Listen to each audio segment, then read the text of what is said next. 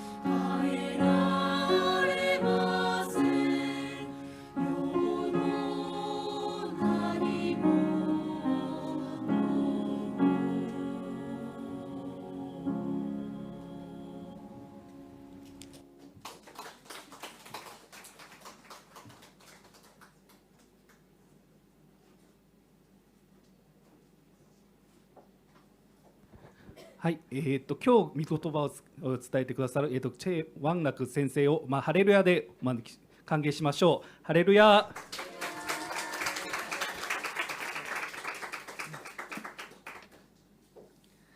네, 우리 치바 영광교회에 여러분 만나게 돼서 참 감사를 드립니다. 제가 지난주 금요일부터 이렇게 와서 예배를 드리고 있는데 교회가 기도가 뜨겁고 그리고 예배가 은혜가 넘치는 교회입니다.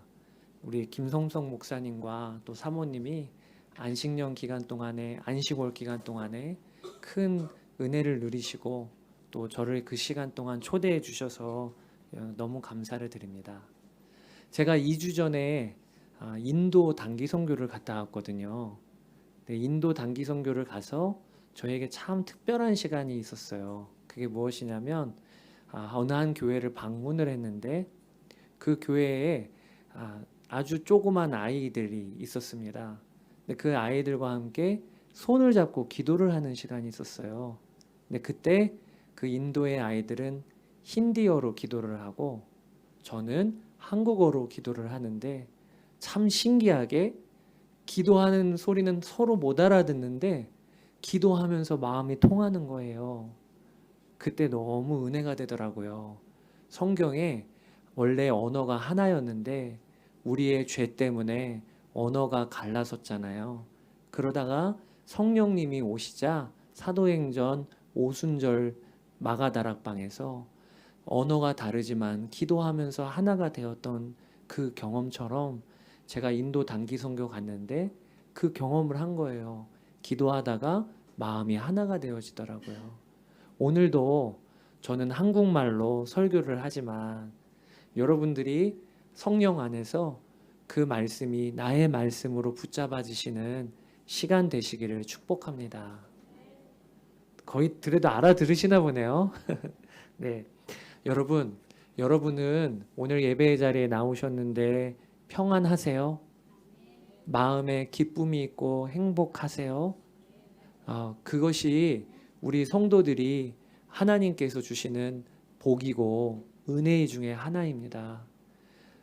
우리 믿는 성도들은요, 어떤 상황에서도 어떤 환경에서도 평안하게 살 수 있도록 하나님이 복을 주셨어요. 그 복을 여러분 누리시게 되기를 바라고 오늘 말씀을 통하여 그 복이 어떻게 오는지를 우리가 알게 되기를 원합니다.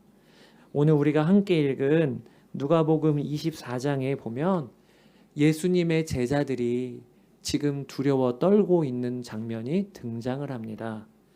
요한복음 20장 19절에 이날 곧 안식 후 첫날 저녁 때에 제자들이 유대인들을 두려워하여 모인 곳의 문들을 닫았더니 이렇게 기록되어져 있습니다.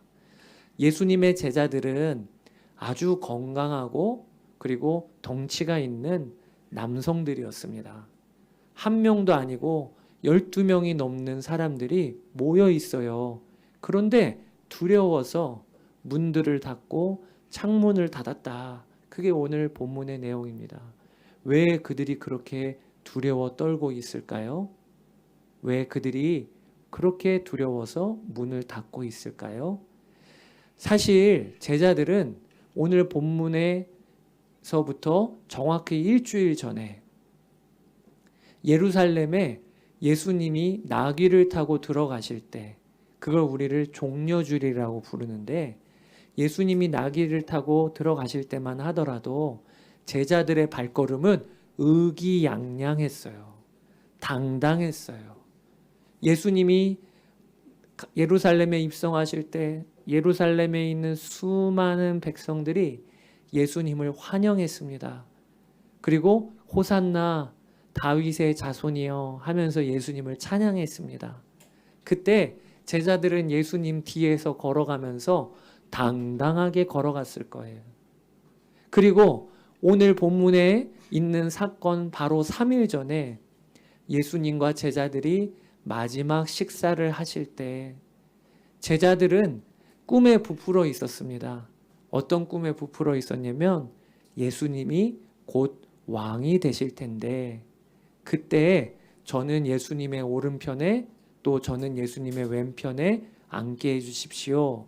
그렇게 야고보와 요한은 예수님께 부탁을 할 정도였어요. 그러니까 제자들은 바로 얼마 전까지만 해도 당당하고 그리고 두려움이 없었던 사람들이었습니다. 그랬던 제자들이 지금 두려워 떨고 있는 그 다락방에 있기까지 3일이 걸리지 않았어요. 여러분, 이 제자들은 어떤 사람들이었습니까? 예수님으로부터 직접 제자 훈련을 받았던 사람들이었어요. 예수님께서 제자들에게 두려워하지 말라, 염려하지 말라. 하늘에 나는 새를 봐라. 저 새들을 누가 먹이시니? 하나님이 먹이시지 않니? 또 들에 핀 꽃을 봐라. 이 꽃을 누가 입히시니? 하나님이 입히시지 않니? 하물며 너희일까 보냐. 너희들을 하나님께서 머리털까지 세신 바 되느니라. 그러니 두려워하지 말라. 이게 제자들이 들었던 말씀입니다. 뿐만 아니라 제자들은 예수님 옆에서 풍랑이는 바다가 잠잠게 되는 것을 보았어요. 또 죽은 나사로가 살아나는 기적도 보았습니다. 그랬던 제자들은 얼마나 당당하고 그리고 용기 있게 사역을 했었는지 몰라요. 그런데 그런 그들이 지금 두려워 떨고 있는 것입니다. 여러분, 우리가 한번 생각해 봐야 될 게 제자들의 상황이 바뀌어서 그들이 그렇게 두려워 떨고 있는 것일까요? 아니에요. 예수님과 함께하는 그 공생의 3년 동안도 제자들을 향한 무서운 박해와 그리고 경고들이 많았어요. 유대인들과 그리고 제사장들이 예수님과 제자들의 그 무리를 향해 계속해서 박해하고 위협을 가했습니다. 뿐만 아니라 제자들은 예수님과 함께하는 3년 동안 풍요롭게 산 것도 아니었어요. 여러분, 예수님께서 이렇게 말씀하셨잖아요. 여우도 굴이 있고 공중의 새도 집이 있지만 인자는 머리 둘 곳이 없다. 이렇게 말씀하셨어요. 그러니까 예수님은 공생의 3년 동안 풍요롭게 사역하신 것도 아닙니다. 당연히 옆에 있었던 제자들도 풍요롭게 예수님을 쫓아갔던 게 아니에요. 상황은 예수님과 함께 공생해야 하던 기간이나 그리고 지금 다락방에 있었던 시간이나 동일해요. 그런데 그들은 지금 두려워 떨고 있는 것입니다. 그들이 놓친 게 딱 하나 있어요. 그게 무엇이냐면 예수님을 놓치고 있어요. 예수님은 십자가에 달려 돌아가셨죠. 그러니 여러분, 오늘 본문 말씀을 통해 우리가 알게 되는 것이 있습니다. 왜 우리가 평안을 놓치고 두려워하고 염려 가운데 쌓이게 되느냐?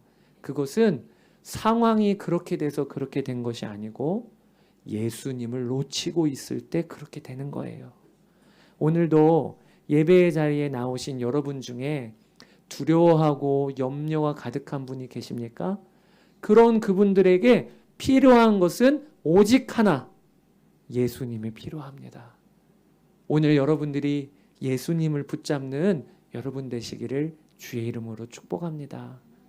여러분, 예수님은 이 땅에 계실 때 우울하게 사역하셨던 분이 아니에요. 제가 신학교 다닐 때 책 중에 하나가 예수님의 유머라고 하는 책이 있었어요. 그 책은 어떤 내용이냐면 예수님은 이 땅에 계실 때 사람들을 모아놓고 말씀을 전하실 때 사람들이 막 깔깔거리면서 웃었을 거라는 거예요. 우리가 보기에는 이 4가지 밭에 어떤 농부가 씨를 뿌리러 나가는 그 이야기 아시죠? 길가에 떨어지고 좋은 밭에 떨어지고 가시떨기에 떨어지고, 그 이야기를 들을 때 우리는 뭐 특별하게 재밌다 이렇게 여겨지진 않지만 예수님 당시에는 사람들이 그런 이야기를 들으면서 마치 우리가 재밌는 영화를 보듯이 예수님이 재밌게 얘기를 하셔서 사람들이 깔깔거리며 웃었을 거라는 거. 예수님은 그렇게 유머가 많으셨다는 거예요. 저는 오늘 본문 말씀도 예수님이 참 재밌으시다 이런 생각을 하게 됩니다. 여러분, 제자들이 지금 두려워 떨고 있어요. 그리고 문들을 다 닫았어요. 왜냐하면 유대인들에게 발각되면 그들도 잡혀 죽임을 당할 수 있으니까 말입니다. 예수님이 그거를 알고 계셨어요. 그러면 그것을 알고 계시는 예수님이 오늘 제자들에게 어떻게 찾아오셔야 될까요? 문을 닫았으니까 똑똑똑 노크를 하셔야 되는 거 아니에요? 그러면 제자 중에 한 명이 깜짝 놀라서 누가 지금 밖에서 노크를 하고 있어. 네가 나가봐. 네가 나가봐. 이렇게 해서 누구 한 명이 나갔겠죠. 그리고 누구세요? 이렇게 물어보겠죠. 그러면 예수님이 바깥에서 내가 예수란다. 너희 선생님이야. 이렇게 이야기를 하겠죠. 그러면 안에 있는 사람이 예수님이라고요? 그리고 문을 살짝 열고 확인을 하겠죠. 엄청 놀랐을 거예요. 그리고 달려와서 다른 제자들에게 지금 바깥에 예수님이 와 계셔. 너희들 놀라지 마. 이러면서 예수님을 맞이해야 정상 아닌가요? 그런데 예수님께서는 오늘 그런 절차를 다 생략하셨어요. 노크도 안 하시고 심지어는 문도 열지 않으시고 예수님의 부활하신 몸은 지금 우리의 몸과는 다른 영광스러운 몸이신 것 같아요. 그래서 문 여는 것도 필요 없이 문 열지도 않고 들어와 계신 거예요. 그리고 또 예수님은 제자들이 모여있는 정중앙에까지 터벅터벅 걸어오셨어요. 아마 그들 중에는 저 사람 누구지? 왜 갑자기 우리 중앙으로 오지? 이렇게 생각하는 사람도 있었을 거예요. 그리고 나서 예수님께서는 제자들의 중앙에 서셔서 너희에게 평강이 있을지어다 이렇게 인사를 하신 거예요. 제자들은요 엄청 깜짝 놀랐을 거예요. 아마 제자들 중에서는요 뒤로 고꾸라지는 사람도 있었을 거예요. 그게 바로 오늘 본문 말씀인 37절입니다. 뭐라고 오늘 기록되어 있냐면 그들이 놀라고 무서워하여 그 보는 것을 영으로 생각하는지라. 여러분 이 말씀 무슨 얘기냐면 제자들이 너무 놀라서 귀신이야 이랬다는 거예요. 그 보는 것이 영으로 생각하는지라 귀신이야 이러면서 그들이 놀랐다는 거예요. 여러분 왜 예수님께서 하필 오늘 제자들 정중앙까지 걸어가셔서 너희에게 평강이 있을지어다 이렇게 하셨을까요? 제자들 놀래켜 주시려고 그렇게 하신 걸까요? 아니에요. 제자들에게 하고 싶은 말씀이 있으신 거예요. 두려워 떨고 있는 그들의 한 중앙까지 걸어가셔서 거기에 예수님이 서시고 그리고 너희에게 평강이 있을지어다 이렇게 말씀하셨어요. 이 말은 평강은 무엇이냐? 평안은 무엇이냐? 바로 예수님이 우리 중앙에 서 계시는 그때 그게 바로 평안이라는 것을 알려주고자 하시는 거예요. 여러분 평안은 무엇입니까? 평안은 어떻게 오는 겁니까? 우리가 잘 알아야 합니다. 우리의 가정에 예수님이 정중앙에 서 계시면 그러면 그게 평안인 거예요. 내 자녀가 말을 안 듣고 그리고 엇나가더라도 부모와 자녀 사이에 예수님이 서 계시면 그러면 그게 평안인 거예요. 왜냐하면 그러한 가정은 예수님께서 반드시 세워주시기 때문에 그렇습니다. 여러분 요즘에 학교에서 그리고 일터에서 평안하세요? 그 평안은 어떻게 오는 것이냐? 내가 학교에 갔는데 예수님과 함께 살면 그러면 평안한 거예요. 내가 일하고 있는데 예수님이 나의 일터에 함께 계시면 그게 평안한 거예요. 그것을 오늘 말씀을 통해 우리에게 알려주시는 것입니다. 예수님께서 너희에게 평안이 있을지어다 라고 하셨던 헬라어 단어가 에이레네입니다. 에이레네. 여러분 한번 따라해 보실까요? 에이레네. 네, 에이레네예요. 그런데 이 에이레네가 당시에 평안이라고 쓰였던 또 다른 단어가 하나가 있었는데 그게 바로 팍스라고 하는 단어입니다. 라틴어 팍스, 로마의 사람들이 평안이라고 할 때 팍스라는 단어를 썼어요. 그런데 이 팍스는 어떤 의미냐면 모든 전쟁에서 이겼을 때 그때 팍스라고 해요. 그리고 어떠한 반란군도 없을 때 그때 팍스라고 해요.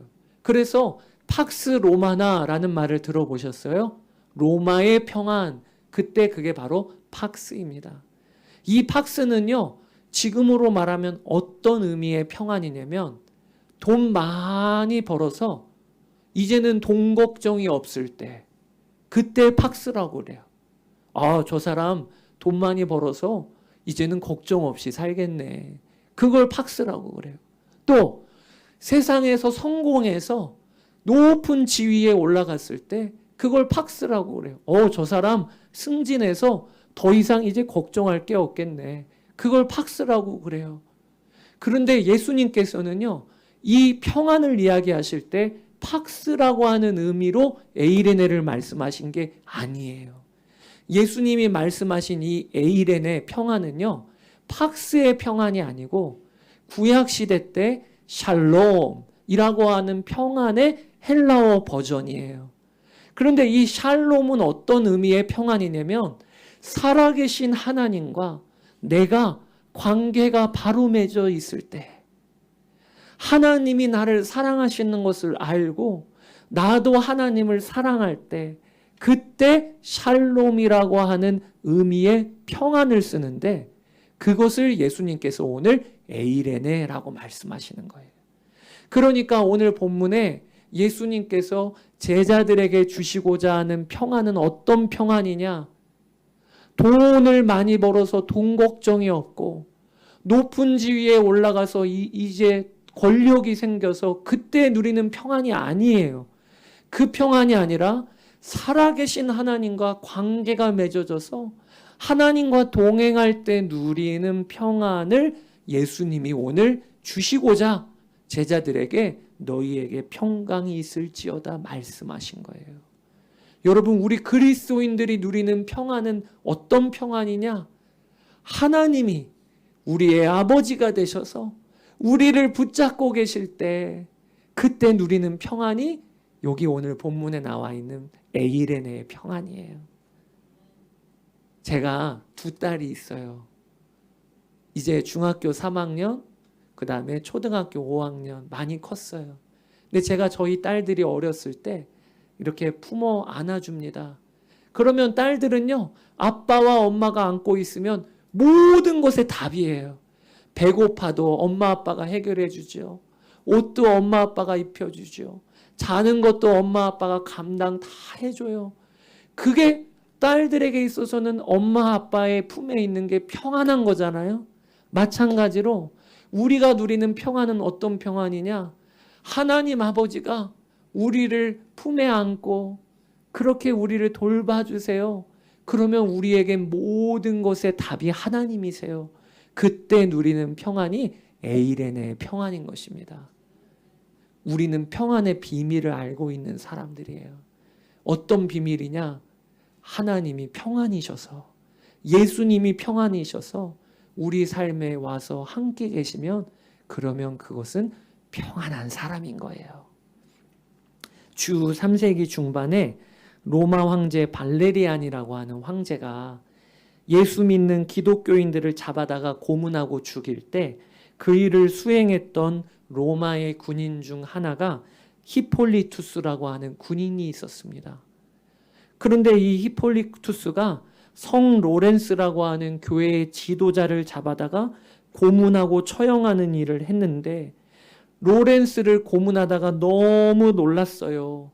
어떤 게 놀랐냐면 이 로렌스 교회의 지도자가 고문당할 때는 그렇게 고통스러워하고 소리를 치고 질러대다가도 고문이 끝나고 나면 너무 평안한 거예요. 아무 일 없었다는 듯이 너무 평안한 것입니다. 몸이 뒤틀리고 살이 찢겨나갈 때는 영락없이 다른 사람과 같다가도 그러한 고통의 순간이 지나면 금세 아무 일 없다는 듯이 돌아오는 거예요. 이 로렌스를 고문했던 히폴리투스가 하루 이틀 지나면서 점점 마음이 불안해지기 시작했어요. 이상하다.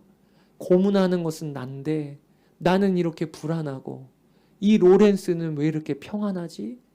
그러면서 마음에 점점 더 질문이 생기기 시작했어요. 무슨 이유로 이렇게 되는 거지? 그러다가 어느 한 날 이 히폴리투스가 성 로렌스와 함께 하시는 예수님을 환상 가운데 봅니다. 그리고 그가 예수님을 영접하게 돼요. 그리고 이 히폴리투스가 발레리안의 황제의 선고를 받고 그도 고문을 당하다가 순교를 당하게 됩니다. 사지가 말에 묶여서 찢기는 아주 극심한 사형에 처해져요.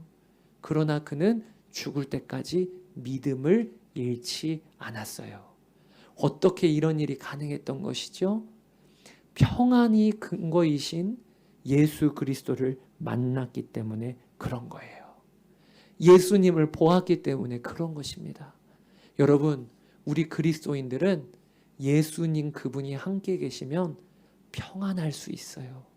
왜냐하면 주님이 왕이시니까요. 하나님이 우리의 아버지 되시니까요. 그 일이 우리 모두에게 일어난 일입니다. 요한복음 14장 18절에 내가 너희를 고아와 같이 버려두지 아니하고 너희에게로 오리라 말씀하셨어요. 성령 하나님께서 우리와 지금 함께 하십니다. 그래서 우리는 평안할 수 있고 평안하게 살 수 있는 거예요. 그 은혜가 여러분들에게 있기를 바랍니다. 제 간증을 하나 드리려고 해요. 저는 평안을 잃어버리고 산 사람입니다. 제가 고등학교 3학년 19살이 되던 해에 저희 아버지가 한 2m 높이에서 일하시다가 비 오는 날이었는데 비에 미끄러지셔서 2m 높이에서 떨어지셨어요. 그런데 떨어지실 때 머리부터 떨어지심으로 말미암아 목뼈가 부러지시고 그리고 갈비뼈가 부러져 폐를 찔렀어요. 그래서 숨을 못 쉬시는 상황이 되었습니다. 몇 분 동안 못 쉬셨냐? 7분 동안 못 쉬셨어요. 그리고 나서 뇌가 죽어버렸습니다. 그날 뇌사 상태가 되셔서 식물인간이 되어버리셨습니다. 그리고 나서 몇 년 동안 자리에 누워 계셨냐면 18년 동안 자리에 누워 계셨어요. 이 일은 저에게 그리고 저희 가정에게 엄청난 큰 비극이 되었습니다. 저희 어머니는 하시던 일을 그만두시고 저희 아버지를 병간호하시는 일에 매달리시게 되었어요. 18년 동안 저희 아버지 옆에서 떠나지 않고 수시로 저희 아버지가 가래가 차면 가래를 빼주시고 그리고 계속 한 자세로만 누워 있으면 저희 살이 썩어요. 그러니까 계속해서 자세를 변경해 주시는 병간호를 어머니가 감당하시게 되었어요. 18년 동안요.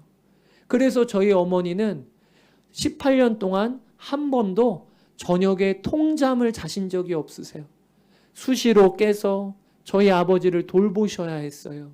그리고 한 번도 여행을 가보신 적이 없으세요. 왜냐하면 저희 아버지를 돌봐드려야 하니까요. 함께 살던 저희 할머니는 아들이 그렇게 식물인간이 되신 것 때문에 고향으로 돌아가셨어요. 함께 살던 저희 할아버지는 아들이 식물인간으로 누워있는 모습을 보기가 너무 괴로우셔서 스스로 목숨을 끊으셨어요. 저는 20살 때 저희 할아버지의 장례식을 치르면서 돌아가신 저희 할아버지를 보아야 했어요. 이런 모든 상황이 저의 마음을 병들게 했습니다. 그래서 저는 20살 때 우울증이라고 하는 정신병에 걸렸어요. 사람들을 만나기가 두려워서 사람들을 못 만나 공황장애가 걸렸어요. 대인기피증에 걸렸어요. 그래서 대학교 생활을 할 때 학교 수업을 마치고는 쉬는 시간만 되면 화장실에 들어가 벌벌 떨면서 친구 한 명을 못 사귀었던 그런 생활을 했던 게 바로 저입니다. 평안이 없었어요. 그러다가 하나님이 저를 만나주시고 그리고 제가 회복이 되어졌어요. 그리고 여러분 앞에 서게 된 것입니다. 그런데 그런 저의 어려운 상황이었지만 제가 가장 어려웠던 것 중에 하나가 뭐냐면 저희 어머니를 생각할 때마다 너무 괴로운 거예요.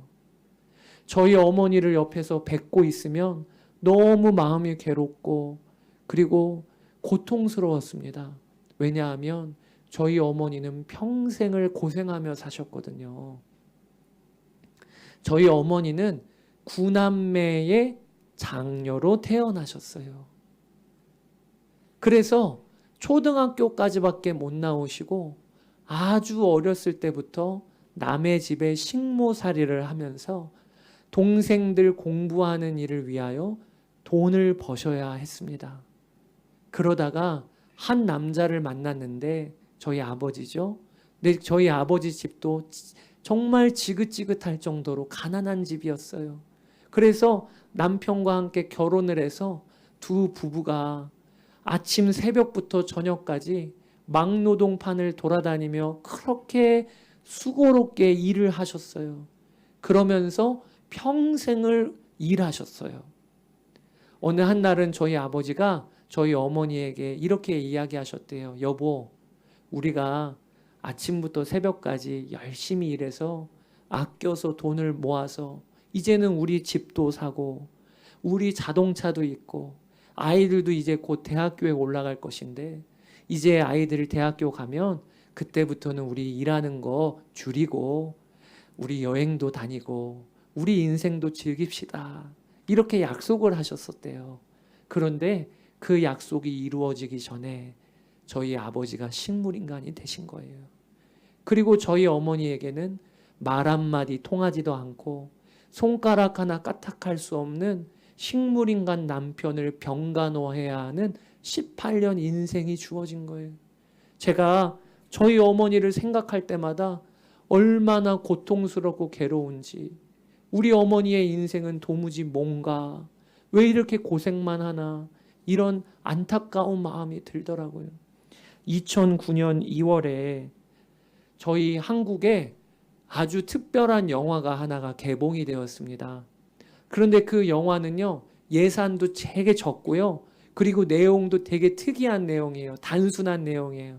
어떤 내용이냐면 시골의 어느 한 시골에 삐쩍 마른 할아버지 이야기예요.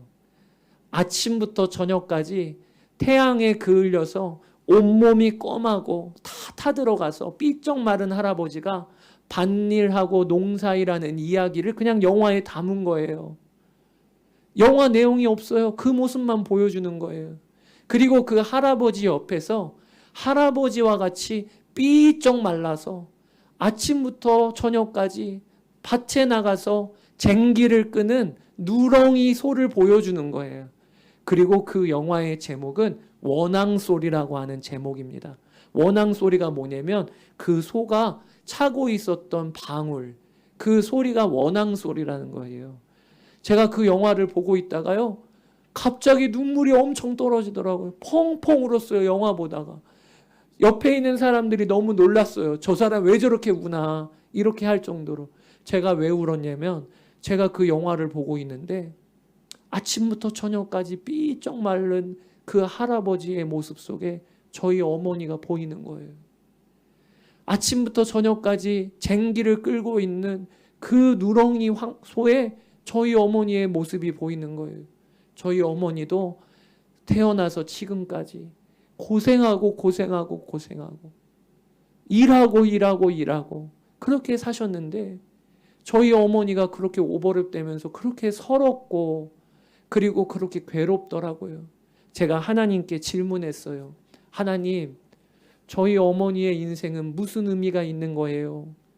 왜 이렇게 고생만 하는 거예요? 우리 인생은 왜 이렇게 괴로운 거예요? 그러면서 하나님께 막 질문하고 울고 있었는데 하나님께서 그때 저에게 주셨던 말씀, 떠오른 말씀이 하나 있어요. 그게 뭐냐면 방금 읽었던 요한복음에 내가 너희를 고아와 같이 버려두지 아니하고 너희에게로 오리라. 이 말씀이 떠오르더라고요. 그러면서 하나님이 제 마음에 감동처럼 그래서 내가 왔단다. 그래서 내가 너희 가정에 왔단다. 이런 마음을 주시더라고요. 제가 그 말씀을 받고 나서 갑자기 보이는 게 달리 보이기 시작했어요. 저희 아버지가 식물인간으로 누워 계셨지만 저희 아버지가 하나님을 잘 믿으셨거든요. 그러니까 저희 아버지는 식물인간으로 누워 계신 게 끝이 아니고 어떤 게 끝이죠? 영원한 하나님 나라 백성이 되셨어요. 그게 깨달아지더라고요. 저희 어머니도 평생을 고생하셨지만 그러나 하나님이 사랑하셔서 예수 그리스도를 내어주셔서 구원하셨다는 게 깨달아지더라고요. 그래서 내가 왔단다. 그 주님의 말씀이 저를 바꿨어요. 저희 가정을 살렸어요. 그리고 제가 오늘 이렇게 여러분 앞에 서 있게 된 것입니다. 세상에 돈이 많잖아요. 그러면 돈 많으면 그러면 평안할 수 있어요. 두려울 게 뭐가 있겠어요? 걱정할 게 뭐가 있겠어요? 돈이 많으면요. 또 세상의 높은 지위에 올라가도요. 그러면은 두려울 게 뭐가 있겠어요? 그런데 돈이 많고 지위가 높고 건강한 것은요. 그런 평안은요. 유통기한이 있어요. 돈이 아무리 많아도 나이가 차서 몸에 병이 들면 그 돈은 어떤 소용도 없습니다. 높은 지위에 올라가도 언젠가는 내려오게 되어 있습니다. 그러니 세상이 주는 평안은요, 어느 날은 사라질 거예요. 그러나 하나님이 주시는 평안은요, 영원히 흔들리지 아니하는 평안입니다. 그게 우리 성도가 누리고 있는 평안의 근거인 거예요. 우리가 이 세상에 살면서 우리 주 예수님으로 말미암아 평안을 누리며 살잖아요. 그러면 그런 우리들을 통하여 하나님이 증거가 되어지고 드러나시게 됩니다. 어떻게 저렇게 살지? 세상 사람들이 질문하는 거예요. 저 사람은 저렇게 힘든데 어떻게 찬양하며 살지? 저 사람은 저렇게 어려운 인생인데도 어떻게 저렇게 기뻐하며 살지? 아, 하나님이 계신가 보구나. 하나님이 진짜 계신가 보나. 그게 우리의 삶을 통해 드러나게 되는 것입니다. 저는 가끔씩 저희 아버지가 사고를 당하지 않으셨더라면 얼마나 좋았을까 그런 생각을 해보게 됩니다. 사고를 당하지 않으셨다면 그러면 지금도 제가 어떤 것은 고민하고 또 어떤 것은 모르겠다 하는 것을 저희 인생의 선배요 믿음의 선배인 아버지께 가서 물어볼 수 있을 거예요. 그럼 얼마나 좋을까요? 그런데 사랑하는 여러분, 저는 진실로 지금이 더 좋아요. 왜 그러냐? 저희 아버지의 사고로 그리고 저희 가정의 어려움으로 하나님께서 저희 가정에 베풀어 주신 복은 이루 말할 수 없이 크기 때문에 그래요. 하나님이 저에게 알려주신 하나님의 나라가 얼마나 큰지 저는 저희 아버지가 사고 당하신 게 지금 감사해요. 저희 어머니가 가끔 저에게 문자를 보내시는데 표절의 흔적이 역력합니다. 어떤 문자를 뜬금없이 보내시냐면 아들, 행복해지기 위해 많은 것이 필요한 게 아니라 지금 웃으면 행복해져. 그냥 웃지요. 이렇게 뜬금없이 문자를 보내세요. 또 어느 한날은 어디서 베끼신 게 같은 것 같은데요. 겸손히 기도하오니 오늘과 앞으로 모든 날들이 제 몸과 영혼을 거룩하게 하시고 주님의 얼굴빛을 다만 비추어 주소서. 이렇게 문자를 보내요. 그러면 저는 그 문자를 보면서 전율합니다. 감동해요. 어떤 세상 없는 설교자가 한 설교보다 저희 어머니가 보낸 문자 때문에 저는 믿음이 생겨요. 왜냐하면 저희 어머니가 평안의 증인이시기 때문에 그래요. 사랑하는 여러분, 우리가 우리 가족들에게, 우리 일터에서 만나는 우리의 동료들에게 하나님은 평안의 증인되라고 하세요. 예수님이 우리 가운데 계시잖아요. 예수님이 지금 성령님으로 우리 안에 역사하고 계시잖아요. 그러면 평안할 수 있는 거예요. 그 사람이 평안의 사람인 거예요. 그게 우리들이고 그렇게 증인으로 우리를 세우시기를 하나님이 원하세요. 이번 한 주간 동안에 그러한 평안의 증인으로 사시는 여러분 되시기를 주의 이름으로 축복합니다. 이 시간에 우리 같이 찬양하고 같이 기도하는 시간 갖도록 하기를 원합니다. 찬송가 413장에 내 평생에 가는 길이라는 찬송이 있거든요. 우리가 이 찬양 부르면서 하나님께 나가도록 하겠습니다.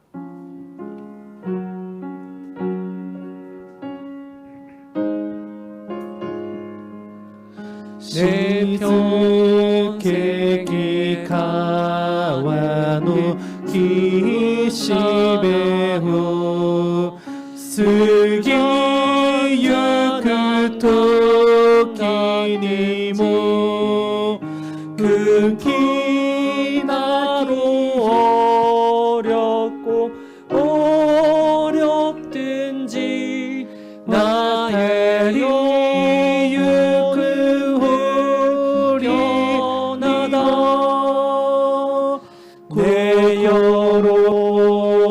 되어로 야스시 가미니 요리때 야스시 우리 다 일어나서 찬양하실까요? 조마가르 하다와 사케리테 가꼼에도 세묘래도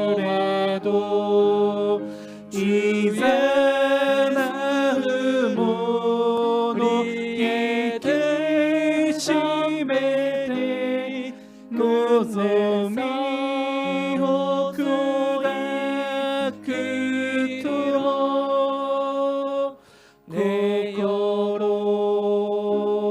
내여로 야스시 가미니 요리때 야스시 내 영혼 평안해 고요로 야스시 가미니 요리때 야스시. 아멘. 이 시간에 우리 함께 기도할 때 하나님 우리 가정에 예수님께서 정중앙에 서셔서 우리 가정이 평안한 가정 되게 하여 주십시오. 그렇게 기도하기를 원합니다. 또 주님 제가 평안의 증인 되게 하여 주셔서 예수님으로 말미암아 평안하고 담대한 한 주간을 살게 하여 주시옵소서. 우리 주님의 이름 한번 부르고 기도하겠습니다. 주여